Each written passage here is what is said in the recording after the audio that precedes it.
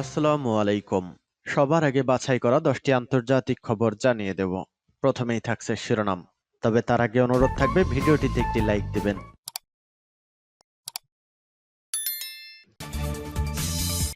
দখলদার ইসরায়েলি বাহিনী এবং ফিলিস্তিন পুরোদমে যুদ্ধ চলছে, যার জেরে পৃথিবী এখন তৃতীয় বিশ্বযুদ্ধের দ্বারপ্রান্তে। জানিয়ে দেব হাতে থাকা সর্বশেষ আপডেট আন্তর্জাতিক সংবাদ।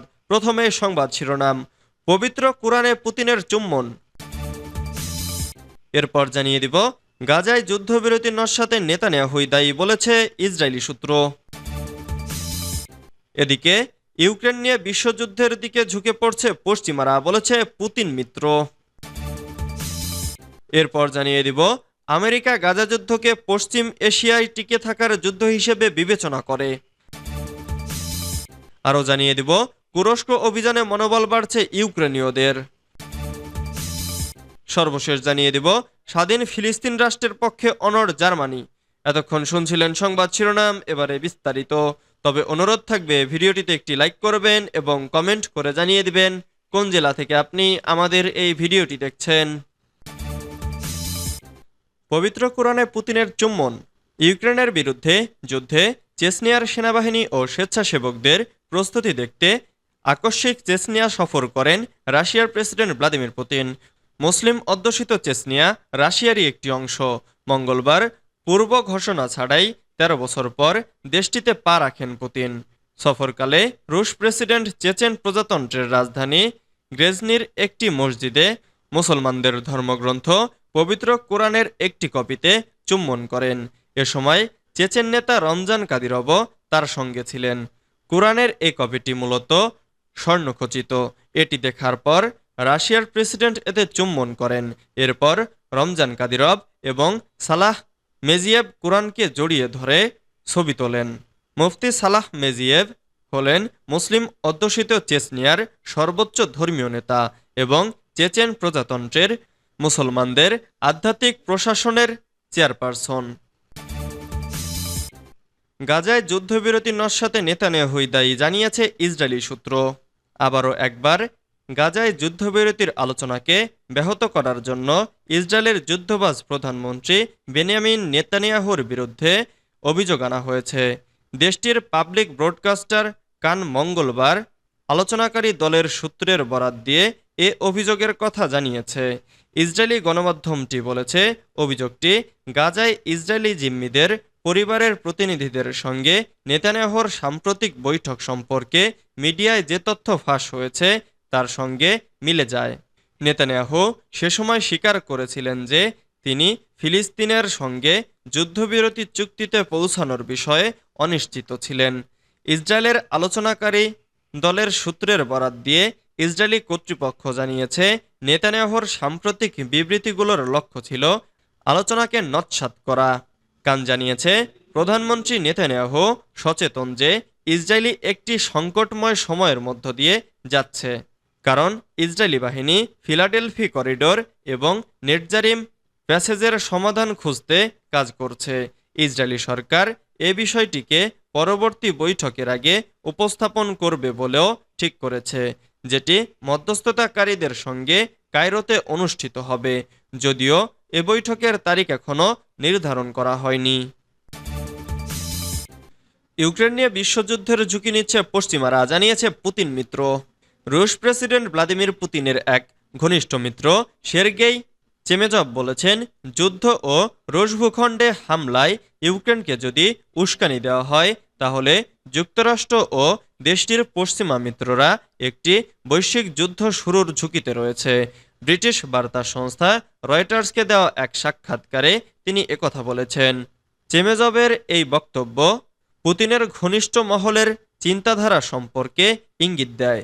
বিশেষ করে রাশিয়ার কুরস্ক অঞ্চলে কিয়েভের সেনাদের আকস্মিক আক্রমণের পর ক্রেমলিন কি ভাবছে সে সম্পর্কে আভাস পাওয়া যাচ্ছে। পুতিন উচিত জবাব দেওয়ার কথা বললেও প্রতিক্রিয়া কেমন হবে তা এখনও নিশ্চিত হয়নি। যুদ্ধে রুশ সেনাবাহিনীকে বিভিন্ন অস্ত্র সরবরাহকারী প্রতিষ্ঠান রসটেক কর্পোরেশনের প্রধান নির্বাহী কর্মকর্তা চেমেজভ বলেছেন, রাশিয়া আত্মবিশ্বাসী এবং ইউক্রেনের আরও 2 বছরের বেশি সময় বিশেষ অভিযান চালিয়ে যাওয়ার মতো অস্ত্র রয়েছে।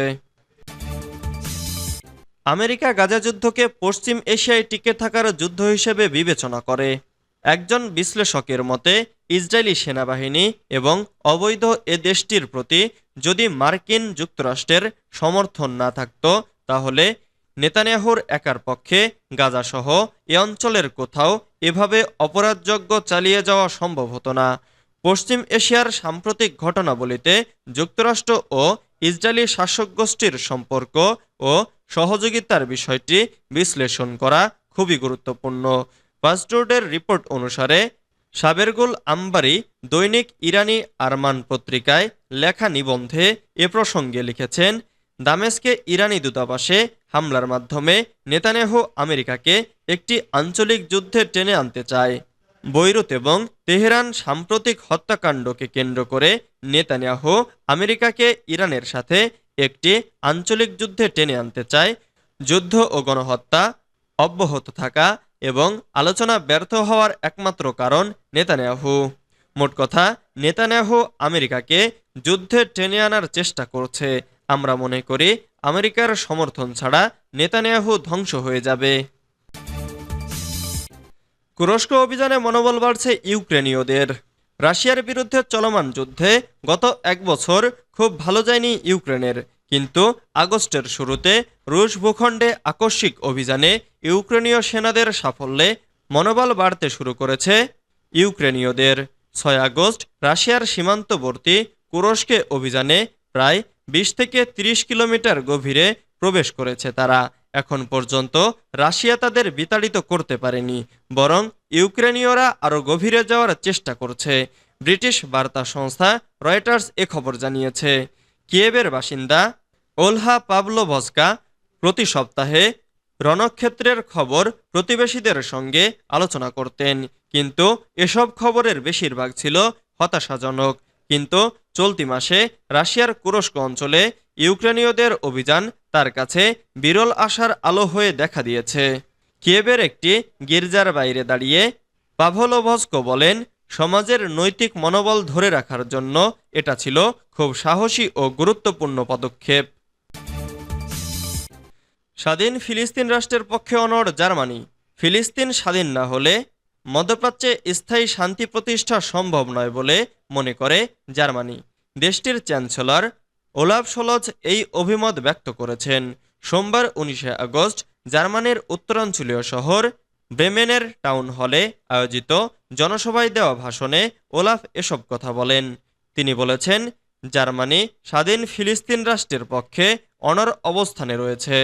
মধ্যপ্রাচ্যের সংঘাত ও অস্থিতিশীলতা থেকে বেরিয়ে আসার একমাত্র উপায় দ্বিরাষ্ট্র সমাধান, শান্তিপূর্ণভাবে ফিলিস্তিন রাষ্ট্র গঠন এবং ইসরায়েলের পাশাপাশি সেই রাষ্ট্রকে চলতে দেওয়ার মধ্যেই মুক্তির উপায় নিহিত রয়েছে।